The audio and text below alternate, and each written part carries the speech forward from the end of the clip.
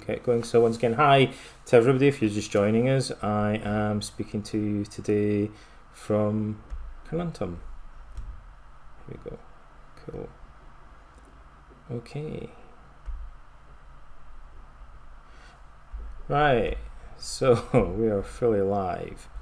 So just say hello and where you're watching from in the live chat on, is it that side? I don't know, on the side of the YouTube player.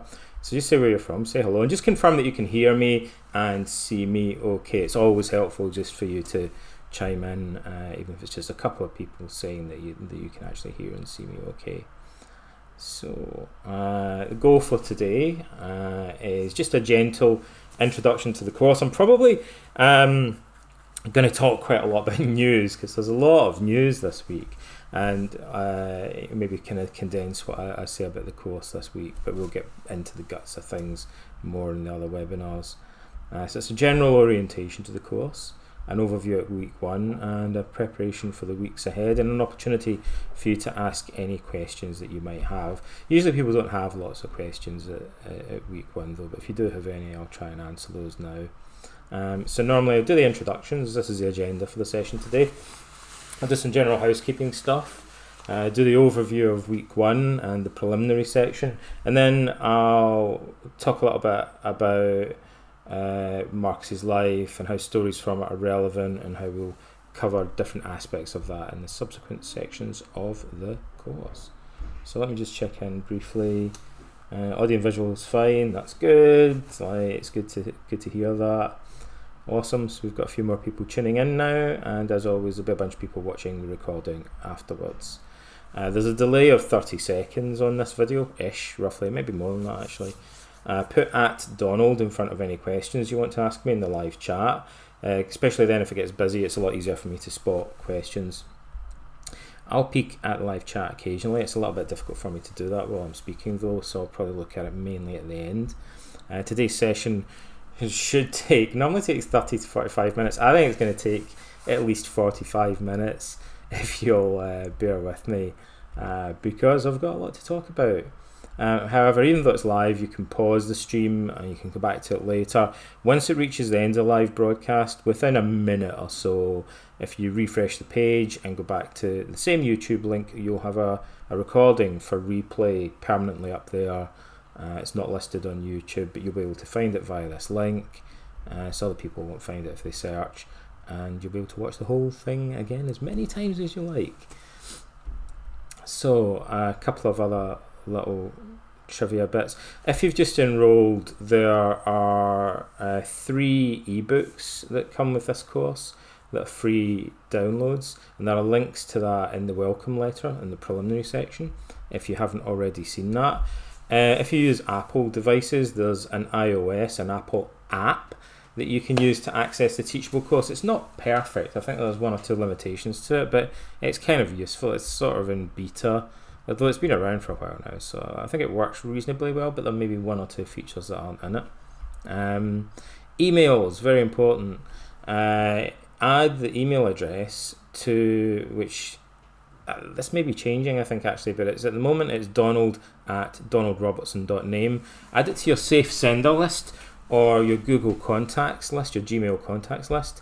Check your spam folder to make sure that the emails get through to you, because I'll send out weekly links for the webinars. You'll find those links at the beginning of each section. Each section will be automatically released at the beginning of each week to try and encourage people to go through things at a similar pace, although afterwards you'll have permanent access to the content. So if you're behind other people, it doesn't matter. You can complete the whole course at your own leisure, at your own pace, or you can try and do it across 4 weeks with the rest of people if you want to do it that way.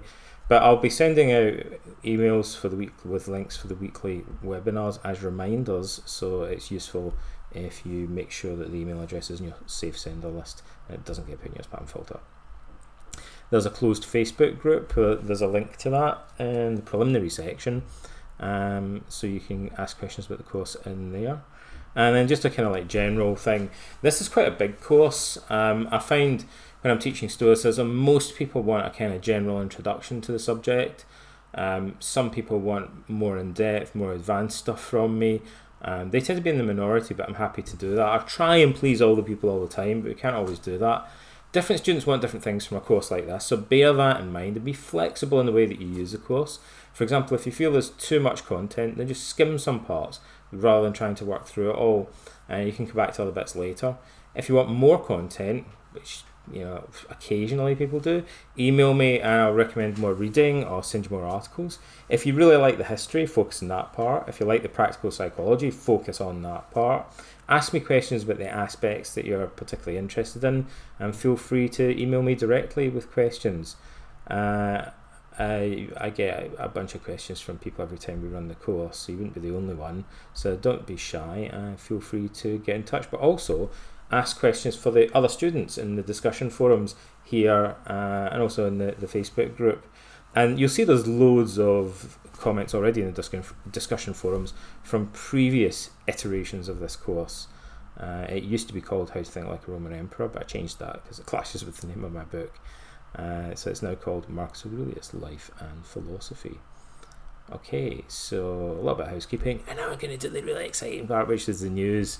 There's so much news that I probably won't be able to cover it all. That's what happens when a book comes out, and I tend to do a lot of promotional stuff as well, so there's a lot of stuff happening at the moment that you might be interested in. So let me just check in. Couple of people from Oxford. I've given a talk in Oxford. From the Netherlands. I'm going to the Netherlands in September to do book signings and talks and stuff like that. John says he did the AMA, so you can go. So you can still post questions in that if you want on Reddit. Cool. In Brazil, the Brazilian Portuguese version of Stoicism and Art of Happiness should be coming out sometime soon. Okay, you're all receiving this. Okay, so let's get into the exciting part of the news.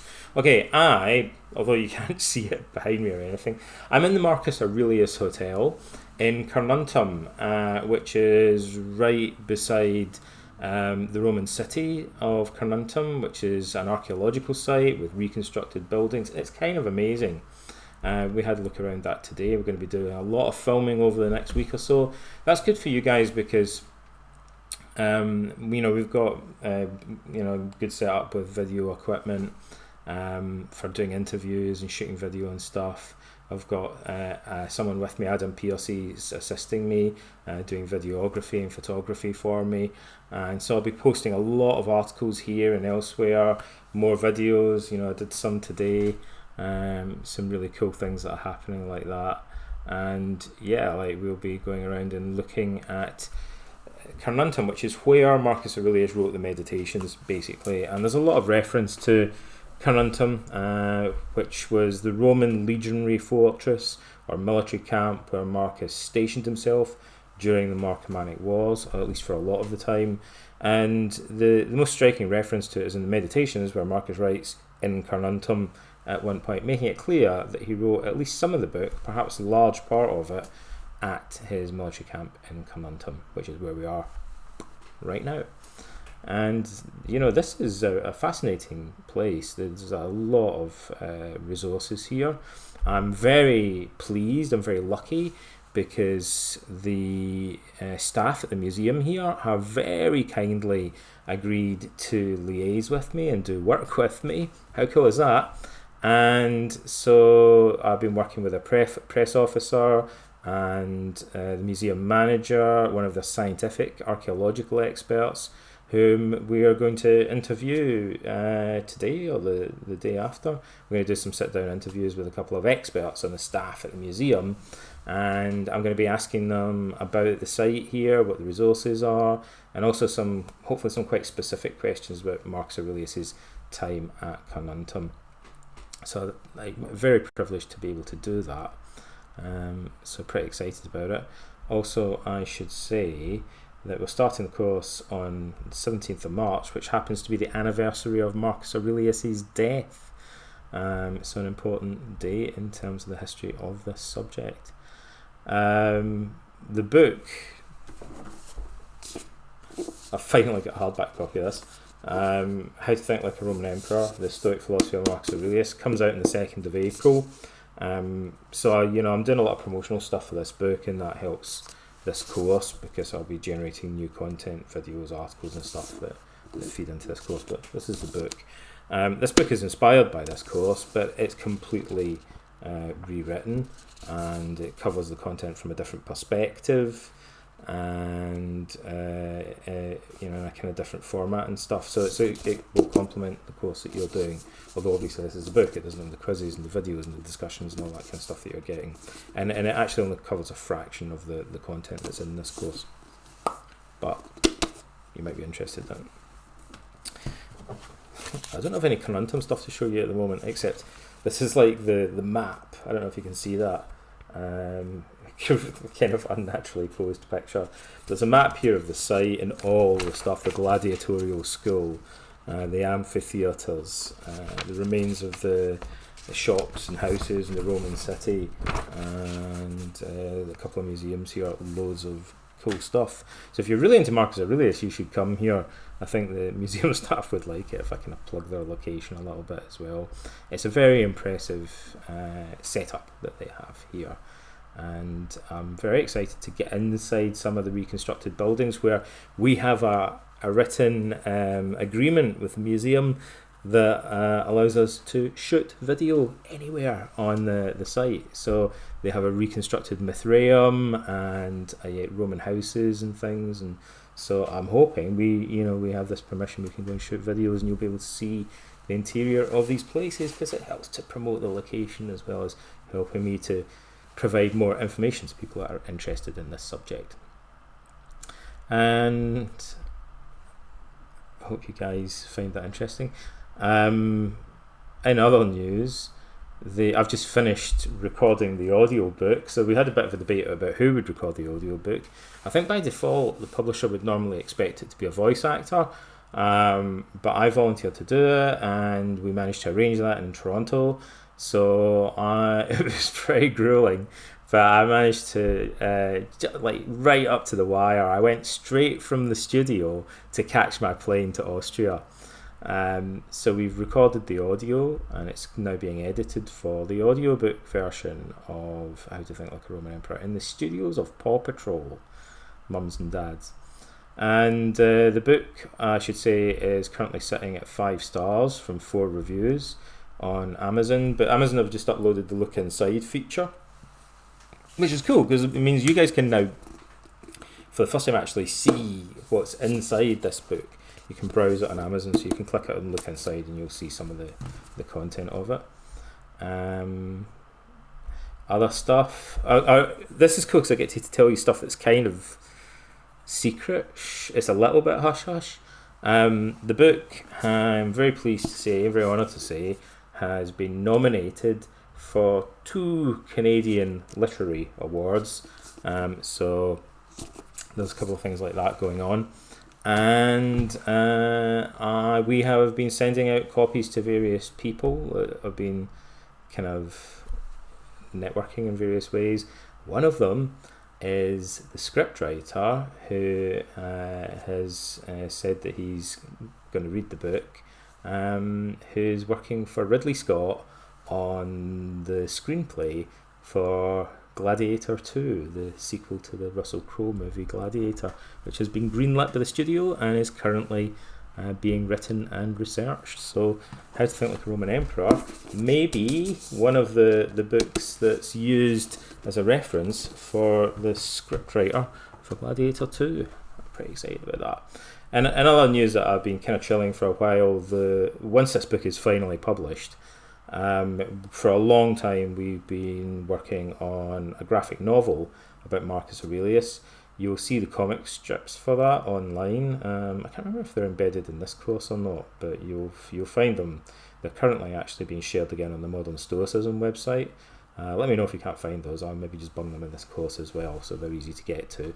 But we have 3 sample graphic novels about the life and philosophy of Marcus Aurelius that my artist Z has done, and I wrote the scripts for. I'm like Stan Lee. I write the scripts and the stories and the words and stuff, and I have an artist who does the illustrations, and that is going to be coming out, touch wood, probably in about a year or so. So we're going to be working on that, I hope, over the next year. So that's on my news. Lots and lots of stuff happening.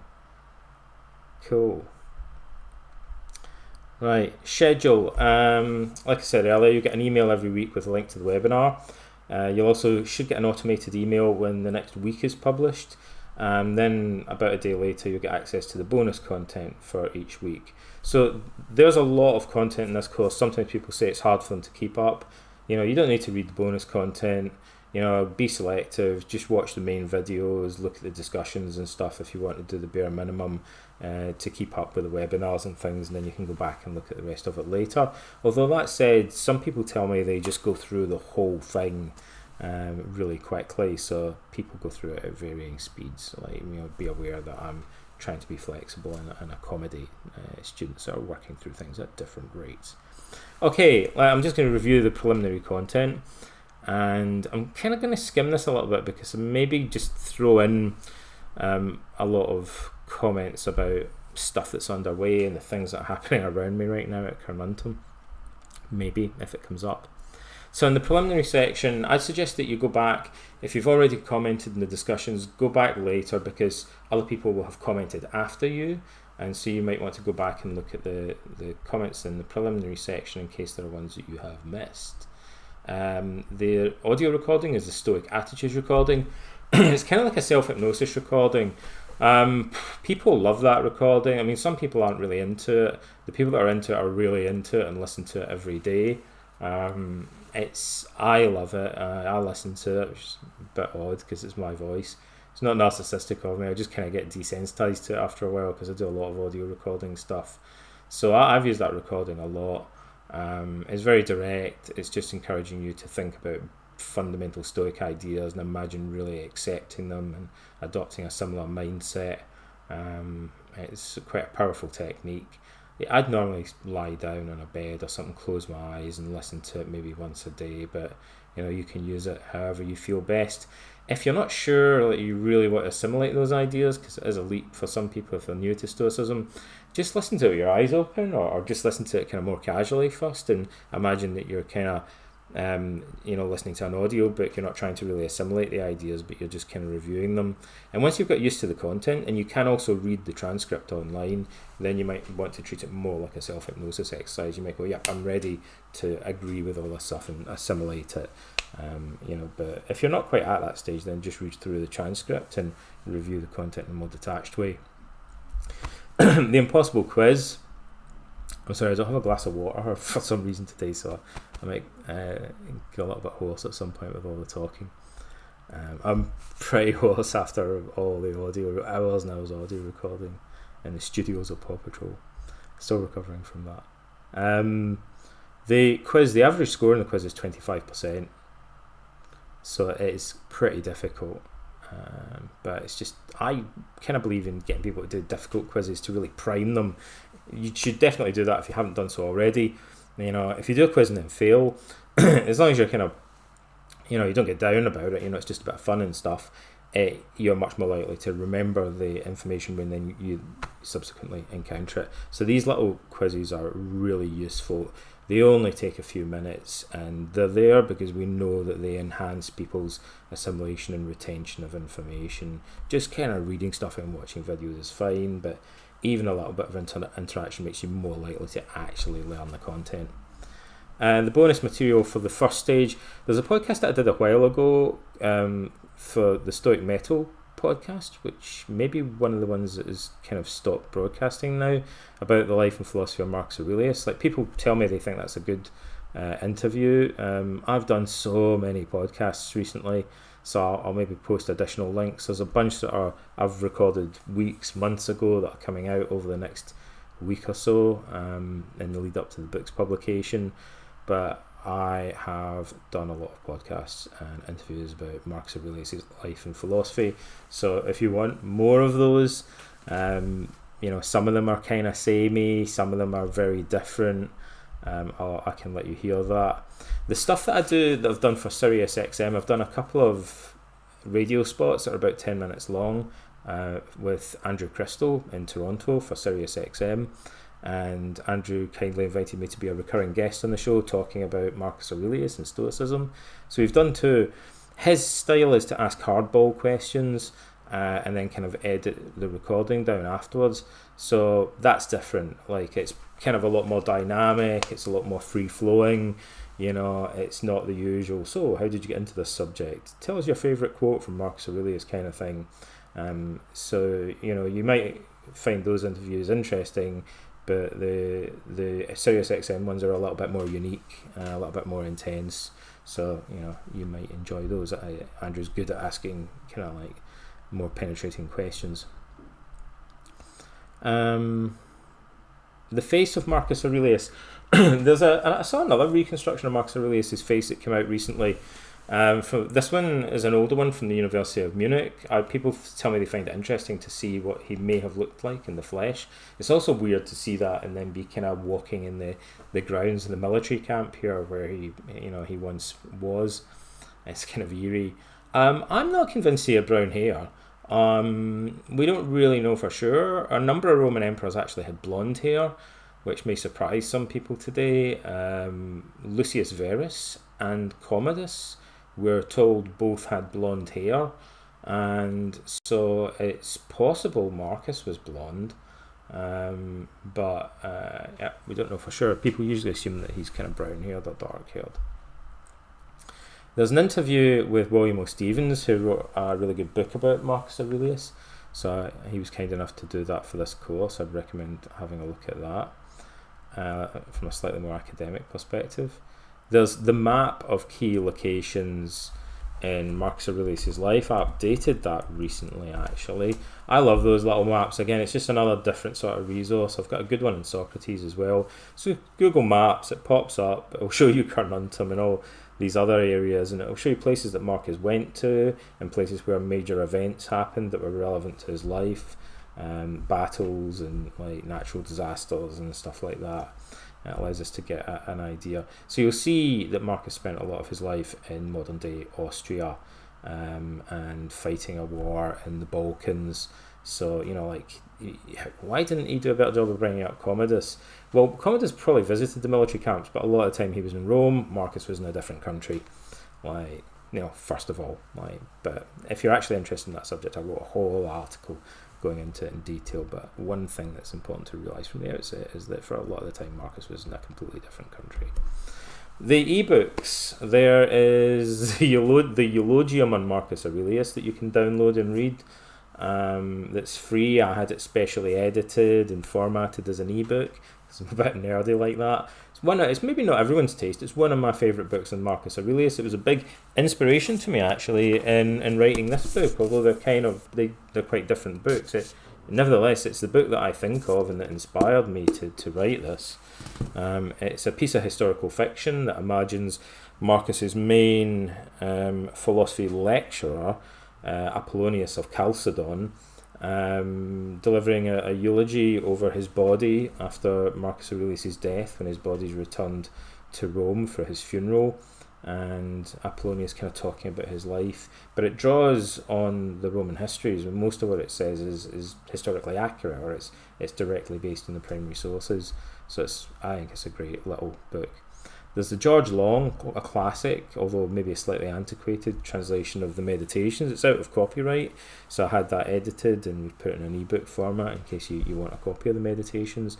And then there's some nice high definition Marcus Aurelius images with quotes as wallpapers that you can download and share on social media and stuff. So there's a bunch of that stuff that you can do. There's another book as well, actually, called Marcus Aurelius and the Roman Histories, that comes with this course, and that contains the sections about or relevant to Marcus's life from Cassius Dio, Herodian, and the Historia Augusta, which are our three main historical sources for information about Marcus's biography and his reign. So people maybe don't even realise that we have that.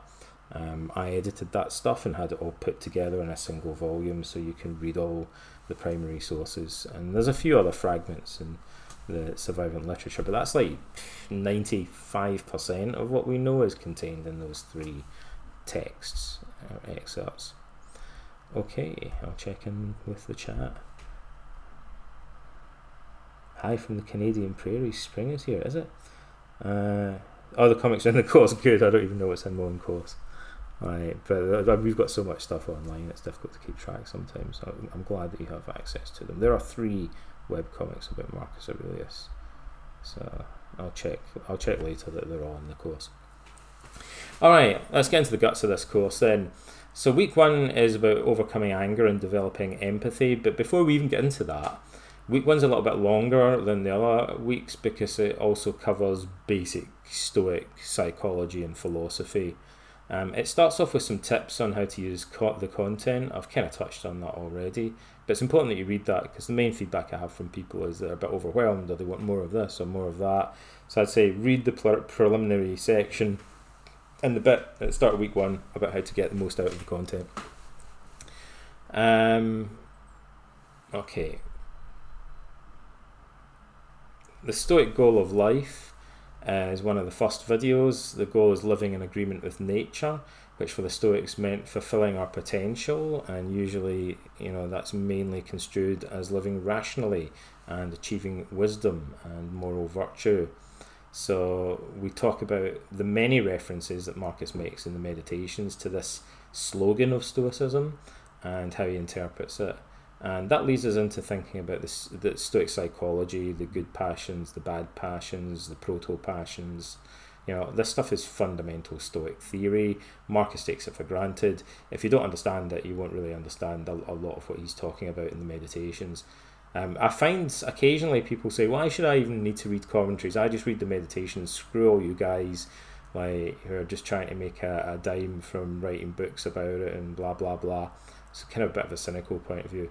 My experience is that people get twice as much, at least, out of the Meditations if they've read some commentaries on it. This course does that. Pierre Hadot's The Inner Citadel also does something kind of similar. It's an excellent book. You'll definitely get more out of the Meditations if you learn more about Marcus's life and you also understand more about the terminology, the concepts and the theories that he's using. Marcus doesn't spell out the basics of Stoic ethics and psychology. He's already taking it for granted. If you understand what he's taking for granted, it's much easier to get the gist of some of the more cryptic passages. It's all about taking what he's saying, these little pithy comments, and putting them in a broader context that suddenly gives them a lot more meaning. The audio about Marcus the man, about his character. So what sort of guy was Marcus Aurelius? Was he a good ruler? There's an article about criticisms. Sometimes people say, well, he wasn't perfect. Should we present a more balanced point of view? Even the Roman histories do that to some extent. They idealise him, but they also talk a lot about criticisms that people make, or they kind of imply them. Most of the criticisms I actually think can be answered, but like he didn't do a good job of raising Commodus. His wife was unfaithful to him. He wasn't aggressive enough in the military campaigns. All this kind of stuff. Interestingly, some of the criticisms that people try to make of Marcus today were never made during his lifetime. So sometimes people now try to say he persecuted the Christians. I think that's highly questionable. We have early Christian sources that say the complete opposite of that and portray him as a protector of the Christians. Some of the sources that portray persecutions happening during his lifetime are highly ambiguous and extremely unreliable. The other criticism that people make today is occasionally they'll say, well, he was a warmonger. And actually the criticism that was made of Marcus during his lifetime is the polar opposite, that he was a military dove. And the main opposing faction that he faced, as we'll see in this course, that came to head during the civil war of Avidius Cassius, seems to have been a faction in Roman politics in the Senate that thought that Marcus should be more hawkish and more aggressive towards the Marcomanni and their allies.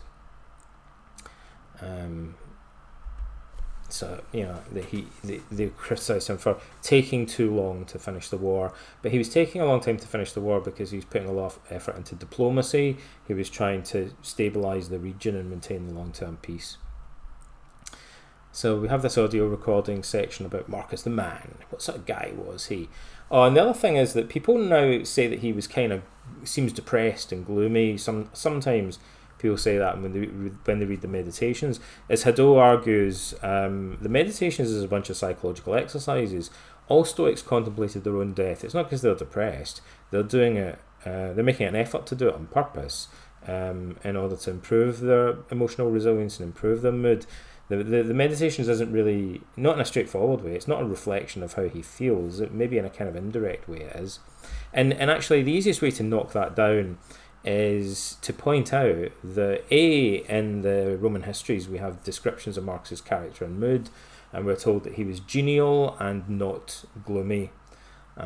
So direct denial in the Historia Augusta, I think, if I remember rightly, we have a direct denial of the idea that he was melancholic or gloomy.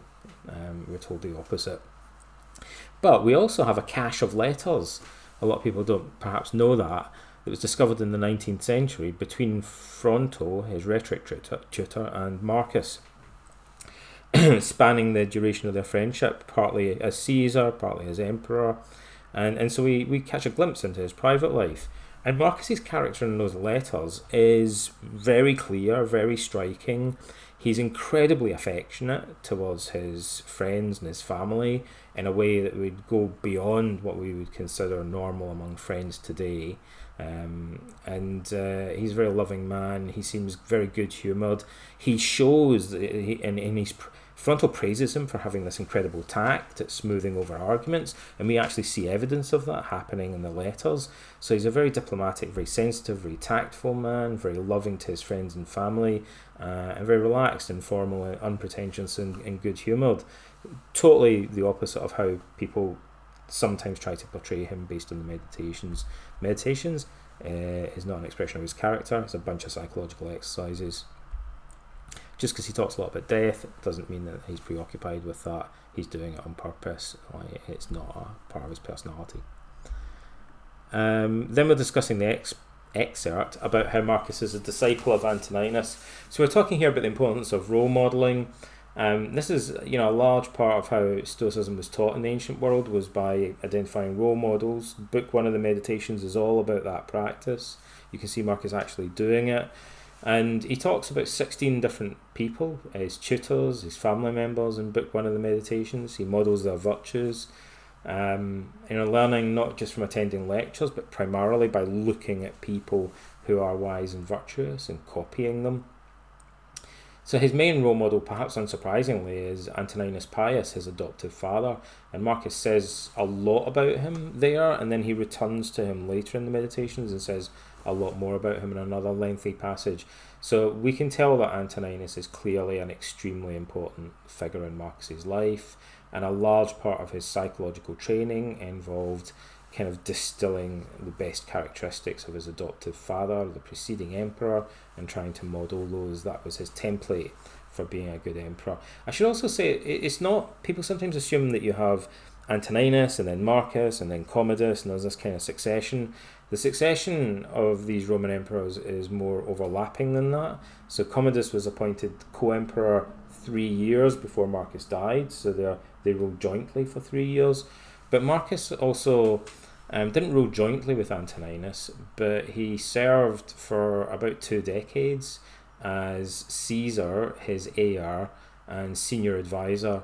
And so some people say that the reign of Antoninus Pius was kind of almost like a joint rule with Marcus Aurelius, and Antoninus Pius's political policies were carried over by Marcus. So you can arguably learn more about Marcus's political values and so on by going back a little bit further, looking at the reign of Antoninus Pius, because Marcus was his right-hand man, and as well as being his heir. So Marcus here modelling Antoninus, we're thinking about what qualities he says this man possesses, and the idea of role modelling in general in Stoicism. And then there's a section about the whole practice of contemplating the sage, and what we can learn about that from a kind of more obscure source, a book by Galen, Marcus's court physician, called On the Diagnosis and Cure of the Soul's Passions. And that book is important, not because Galen was friends with Marcus and served in his court, but because Galen was a highly educated man, and he says at the beginning of that book that although he is not a Stoic, he's read the Stoic books on therapeutics, particularly a book called The Therapeutics by Chrysippus, the third head of the Stoic school, and he quotes the Stoics in that book.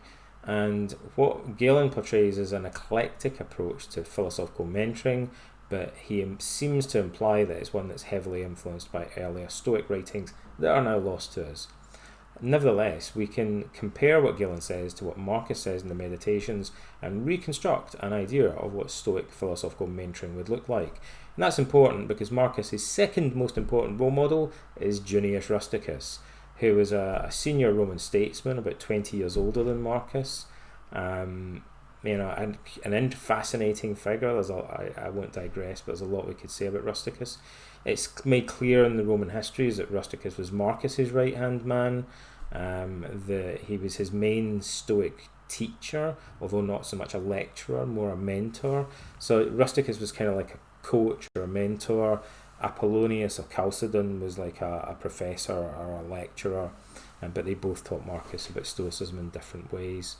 And so it's interesting, if we want to know about Marcus's Stoicism, it's interesting to look at his relationship with Junius Rusticus.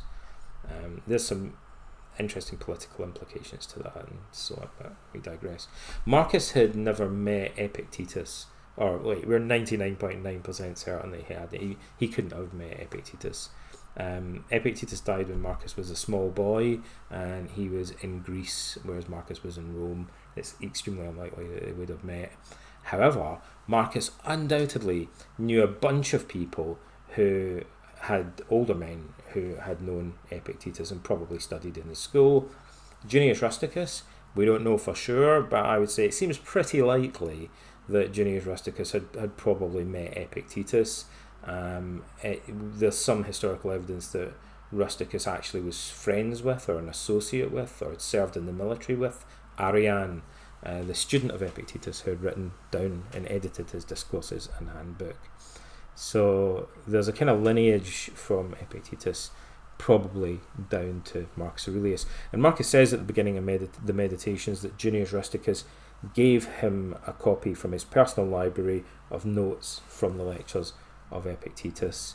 Those may be the notes that Arrian published, or they may be notes that Junius Rusticus took down himself, having attended Epictetus's lectures, although we do know that Marcus quotes frequently from the discourses of Epictetus. So this guy's important, and not just in terms of him teaching Marcus, but in terms of the actual dynamic, the relationship between them. It's kind of little vivid details come out, like Marcus says that as a young man he struggled to control his temper, and one of the people he says that he lost his temper with, or struggled not to lose his temper with, was Junius Rusticus, his Stoic mentor. That's not surprising, because Rusticus's job would have been to speak plainly to Marcus and dissect his character and criticise his personal flaws. And so Marcus maybe found that difficult, hard-going at times, and struggled not to lose his temper with Rusticus. There's an audio exercise about contemplating the sage, and then we go from that stuff about the Stoic goal of life, the essence of Stoic ethics, Stoic psychology, the concept of role modelling, the relationship with Antoninus Pius and Rusticus, boom, into the major topic for week one, which is Stoic remedies for anger. So I'll pause for a moment and just check in.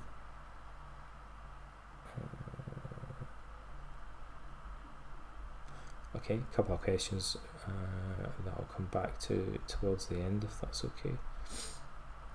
Okay, let's get into anger. Right, the Stoics were particularly interested in anger management. There's a lot that I could say about that, but I'm just going to give you a little bullet point at the moment. Seneca wrote a whole book on anger, which on the psychotherapy of anger, very similar in many respects to modern CBT approaches to anger, and that book survives today. So we have this major source of information about Stoic therapy for anger from Seneca, but the Meditations is a book to a large extent about anger management, and Marcus from quite a different perspective from Seneca. There's some overlap, but also what Marcus says kind of looks, it's written from a very different angle. We have Marcus's account of Stoicism in the treatment of anger, and at one point in book 11, passage 18, how sad is it that I can actually remember that? in 1118, Marcus actually gives a very extensive list of cognitive techniques found in Stoicism for the management of anger. He calls them gifts from Apollo, the god of healing, and he lists 10 distinct psychological strategies that Stoics use to manage anger, and most of them are very familiar strategies. They're generic Stoic strategies that are being tweaked or tailored for anger management, and then there are a few that look like they're more specific to that particular problem. And it's an amazing piece of the book. So he has these 10 anger management strategies, and then he keeps returning to them throughout the rest of the meditations, and he'll usually return to a subset of them. So in other places he'll list like 4 of them, and it's kind of interesting to see which ones he tends to come back to most often. So he had a problem with anger management, he tells us that, and he keeps returning to this subject, at one point providing a very detailed overview of it in the meditations. I would say that anger management is one of the main themes of the meditations. It's funny nobody ever says that. I would say the meditations is a book about Stoicism in general, but obviously, and this is a reflection of Marcus's character, that he picks out particular aspects of Stoicism to focus on. So the fact he thinks about death doesn't tell us much, because all Stoics contemplate death. But he talks about anger a lot, and justice, and the nature of relationships, and political cosmopolitanism a lot. And maybe because of his status as emperor, he's particularly concerned with Stoic concepts of justice and our relationships with other people. That's a theme that occurs in almost every page of the meditations, and perhaps for the reasons that he suggests at the beginning of the book, that he struggled with anger personally, that might explain why he keeps returning to the subject of anger management. And he talks about pain management quite a bit as well, which we know is also notoriously a personal problem for Marcus. So I'd say it's a book that has justice and anger management as 2 of its main themes. Interestingly, 2 closely related topics. Anger is one of the things that causes us to act with injustice. They're very closely tied together in Stoicism. Also, as an aside, another reason for studying the meditations in depth is that the meditations is a little bit hard to read in Greek, because Marcus's Greek is far more sophisticated and subtle than Epictetus's Greek, or Arriane's account of Epictetus's Greek. Epictetus writes in a very simplistic and repetitive manner and has a much smaller vocabulary than Marcus. So Epictetus's Greek looks more formulaic. He's clearly using kind of technical concepts or formulas more often than the translation implies in many cases. In Marcus, we can see this as a highly educated Roman noble. He's been trained throughout his entire childhood. He's been trained throughout childhood for many years by some of the leading Greek and Latin rhetoricians of his day, Herodes Atticus and Marcus Cornelius Fronto, and it shows. Marcus has a very extensive Greek vocabulary. He writes in Greek, of course, not in Latin, although he did also write speeches in Latin, most of which are lost. But the Meditations is written in Greek. And at the beginning, in the opening sentence of the Meditations, Marcus praises the virtues of his grandfather, Marcus Annius Verus, and he says in particular that one of the things he learned from his grandfather, and one of the things he admired in him, was his lack of anger, or his freedom from irritability, you could say. And given that what we just said about the way that Marcus keeps returning to the theme of anger, and the fact that he tells us it was something he struggled with himself, it's interesting that the very first sentence of the book opens with a reference to the fact that his grandfather showed him what it means to be above anger and free from the grip of anger. He wanted to be like his grandfather, specifically in that respect. As an aside, Marcus's adoptive grandfather was Hadrian, and there are a number of reasons why it's likely that the Meditations was never meant for publication. he mentions a number of things that would be obscure, events, letters that would be meaningless to anyone reading it, except him. But there's also omissions that are really interesting, like his co-emperor Lucius Verus, his adoptive brother. Marcus refrains really from praising him very much, which would have been pretty, damning him with faint praise, as it were. But he says nothing about Hadrian. He mentions his name later in the book, but in book one he says nothing about Hadrian's virtues. He heaps praise on Antoninus Pius and holds him up as an exemplary role model of an emperor. Says nothing about Hadrian. I don't think Marcus had much admiration for Hadrian. Hadrian had a notoriously volatile and violent temper, and I think that may be part of it. And what Marcus says about the virtues of Antoninus arguably could perhaps be read in some cases as a kind of implicit criticism of Hadrian. Like, Antoninus was everything that Hadrian wasn't, or he had some qualities certainly that stood in marked contrast to Hadrian. So when Marcus is praising those things in Antoninus, I think we have to at least ask ourselves, is he implicitly saying, in brackets, the opposite of Hadrian? He was a very patient and unpretentious man. Hadrian was very impatient and pretentious. So we have then some discussion about that excerpt with the 10 anger management strategies. And so we have that section, and we can learn a lot more about what Marcus means by each of those 10 strategies if we then carefully identify all the other passages where he talks about a subset of them and analyse them and bring them together. So there's a work of analysis and reorganisation of the text that's also valuable as well, that this course kind of tries to do for you. There's like half a dozen passages here that refer to overlapping things. If we put them side by side, it becomes a little bit clearer in some cases what he's actually got in mind as in terms of practicing these techniques. There's a video about anger management. There's the stories about Hadrian and Herodes Atticus and their famous temper tantrums. Article about how Marcus worked on positively developing empathy. People often leave that out of their accounts of Stoicism today, but it's really integral to Stoicism. And then I go through each of those 10 gifts from Apollo in turn. I'm not going to do that now because it'll take quite a while. But I guess I'll say one thing about that, which I don't touch on in this section. One of the places in the Roman history is where we can kind of see Marcus. I might add to the course at some point to bring this out a bit more. There's a story in the Roman histories about the Civil War and the way Marcus responded to the usurper Avidius Cassius, and he does something shocking.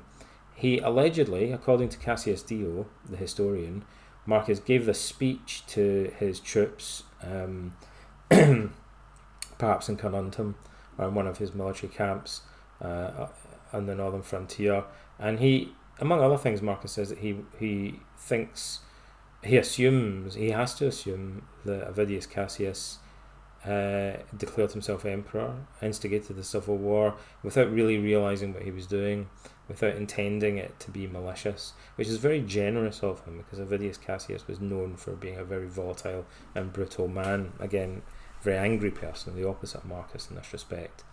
But here Marcus is practising this kind of Stoic doctrine that no man does evil knowingly, which he mentions in this section.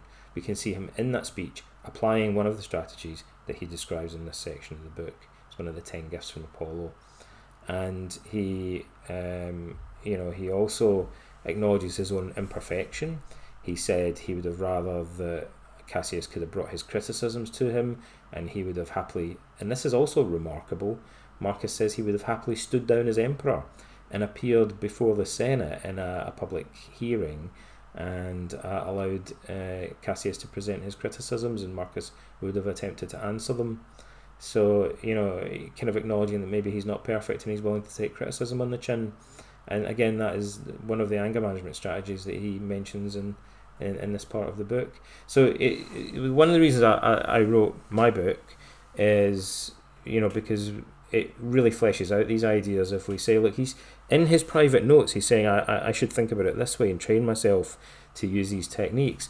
And then according to the Roman historians, they describe him doing things that appear to exemplify the Stoic principles and practices that he describes to himself in private in the meditations. How cool is that?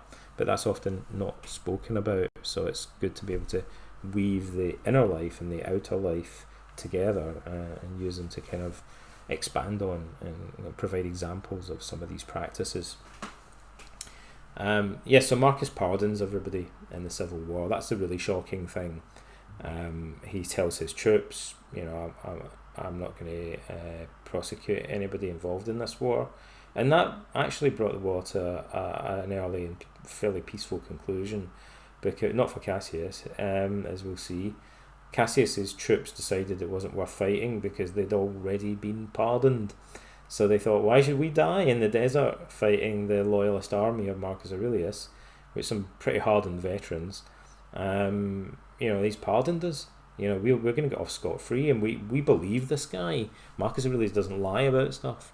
He'd built up trust, whereas Cassius commanded through fear and intimidation. So people did what he said, but when push come to shove, they turned on him, and 2 of his officers ambushed Cassius, beheaded him, and delivered his head to Marcus Aurelius in a bag, and said, the war's over.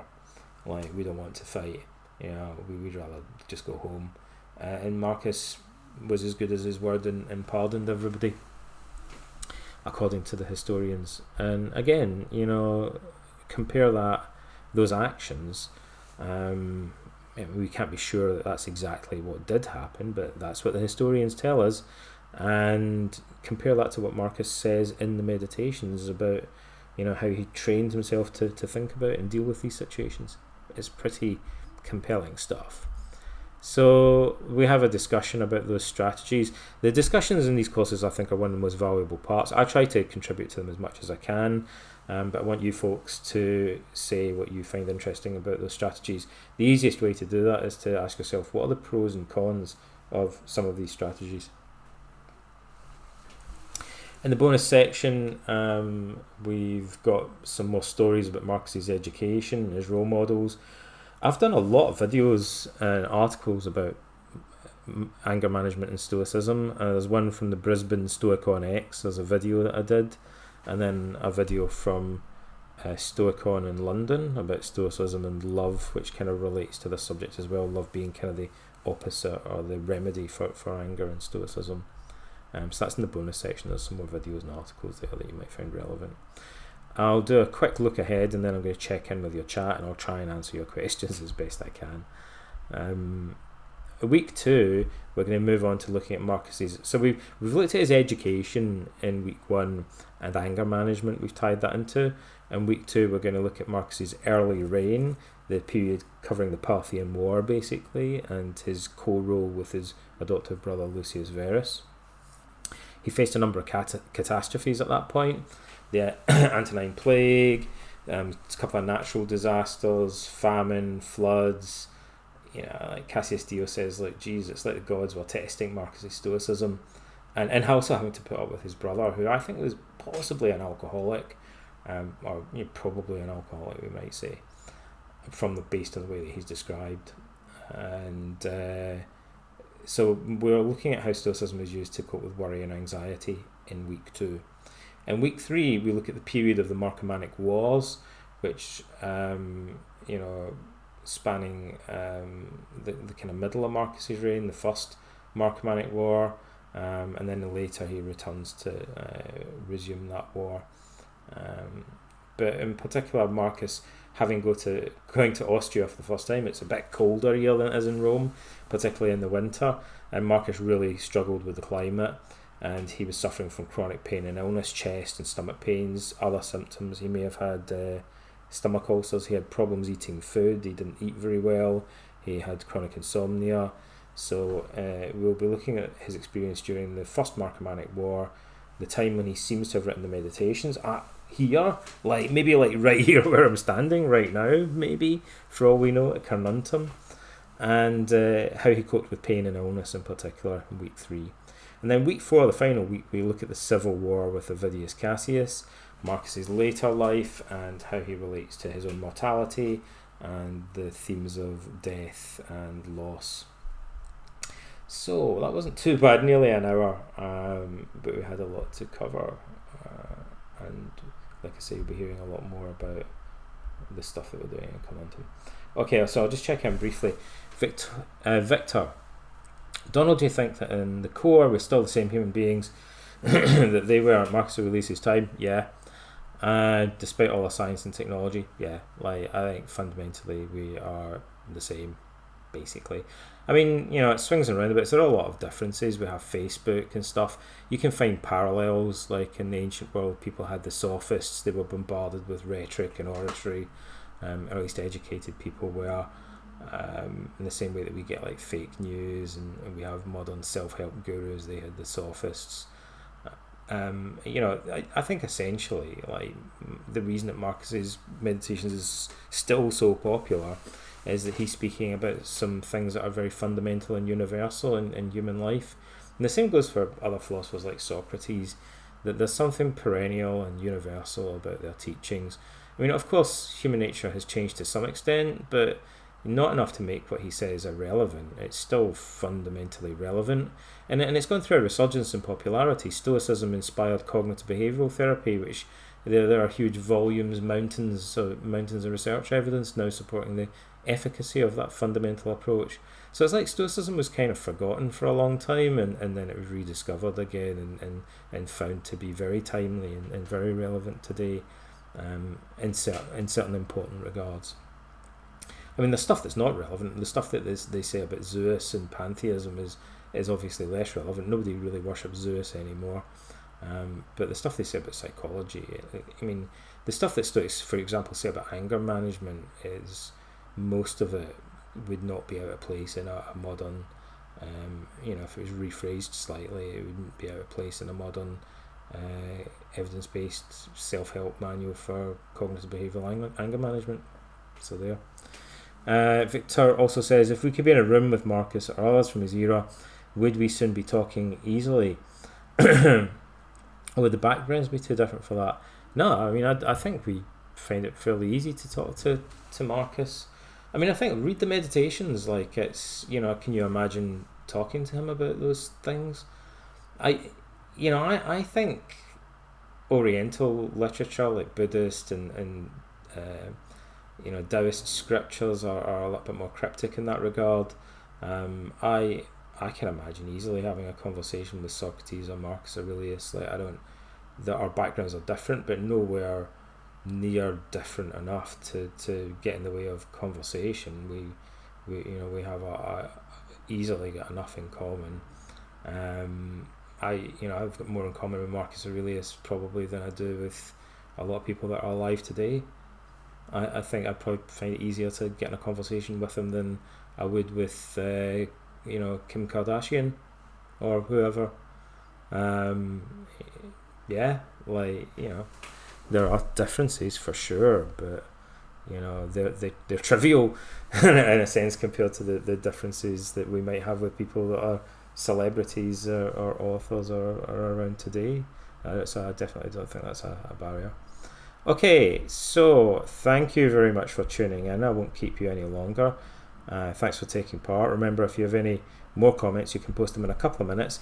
When the recording goes up, you can refresh and post your comments underneath. And I hope you enjoy week 1, and I'll be seeing you next week when I'll have moved on and I'll be doing the next webinar from Athens. So I have some interesting things to tell you about Athens, which Marcus visited briefly at the end of his reign, incidentally. So it is goodbye.